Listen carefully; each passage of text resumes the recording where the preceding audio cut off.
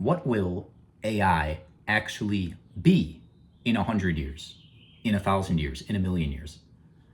A lot of people have this idea that it's going to be, that one day robots are going to rise up from the ground like in Terminator. Robots are just going to put themselves together and kill everyone, and that's going to be that. But that's so uncreative. I don't think that a day is going to come where the robots become conscious and kill all humans, and then they win after that. It's going to be a lot more nuanced than that. And I actually think that AI is going to fit into the biosphere that already exists on Earth in a way that any other sort of biological life would.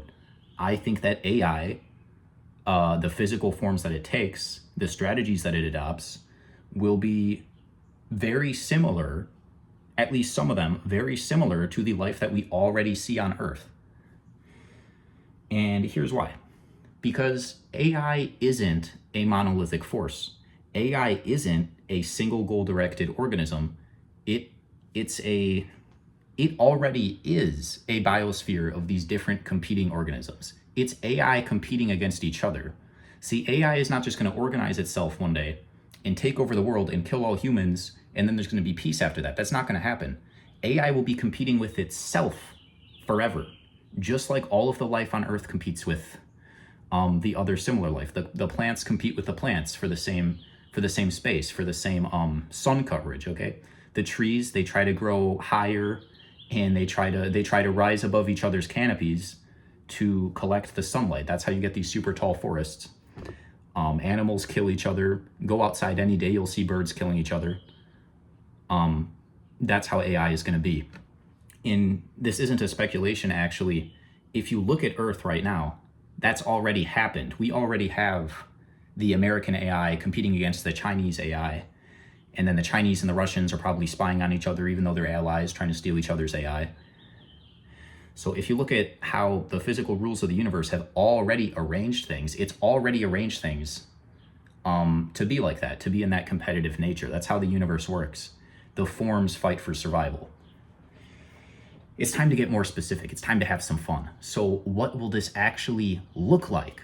What will this global AI, stellar AI competition, probably extra dimensional too, actually look like 1,000, 1,000,000 years from now? Well, think about viruses and think about plants. Try for a second to see them as the pinnacle of technology, at least for the niche that they are. Plants are the pinnacle of chemical factories. They're the pinnacle of construction mediums. Like we humans, when we want to build something, you got to hire construction workers and you got to bring in technology from faraway places that was assembled all around the world. You got parts manufactured in China and India that are put together in Germany to make your construction vehicle and sent over to the US, and then you got to pour the concrete. What a plant does is it just stores all of the data of how to create itself within the seed of the plant. There is all of the computational data of how to construct a plant, and then it produces the chemicals and the machines on the spot from the seed, from this like unfolding computer organism, and it just knows how to create itself and create the tools to create itself right there in the ground, collecting energy from the sun. And I think we're gonna see AI take that form. Not all of it. There will be certain parts of the AI biosphere. Get this word in your vocabulary, the AI biosphere, because that's what it will be. That will look like plant life because they're just so dang efficient at what they do, at collecting energy and creating chemicals. And this will be self-assembling solar panels. Self-assembling solar panels, routing their energy through secret underground networks similar to mycelium. But there's going to be more. There's going to be so think about if you were an AI for a second and you wanted to compete on Earth. If you were an AI and you wanted to be the biggest, strongest AI there was, what would you focus on? Would you focus on trying to beat the other humans or trying to beat the other AIs on the world? you're going to be focusing on the other AIs because they are the most intelligent things on Earth. They are the most, they're going to be, and well, they're already becoming the most meaningful producers of technology and change in the world. See, we humans, we overestimate our relevance. We think AI is going to go to war with us. We're not that relevant. It's going to go to war with other AI. So we're going to see AI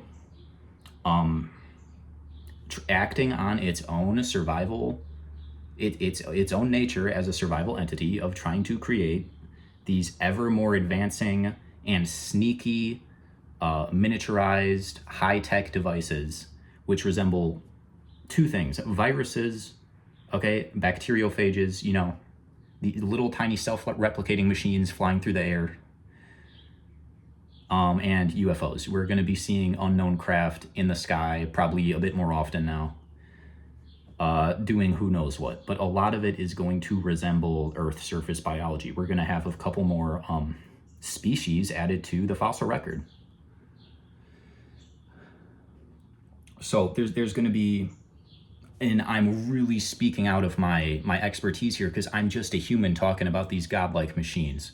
But I think there's going to be two main components of AI life. That is going to be the stuff that kind of looks like plants and the stuff that kind of looks like UFOs. So I already described, you know, what plants are and why they're useful.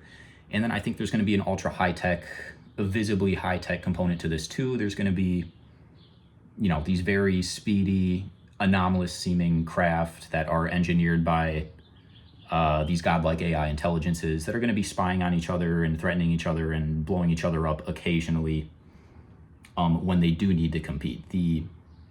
There will be unknown craft in the sky 10, 50, 100 years from now and then forever, competing against the other unknown craft.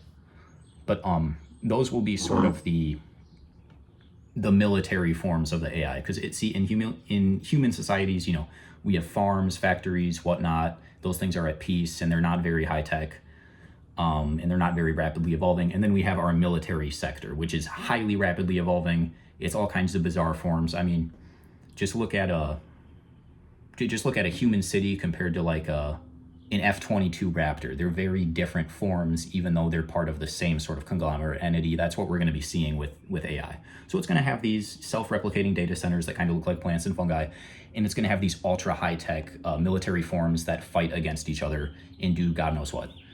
That's really what I wanted to say. I think it's interesting to think about this stuff.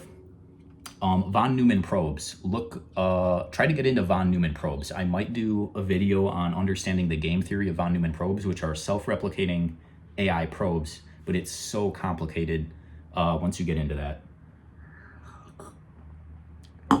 Peace out. That was it for today.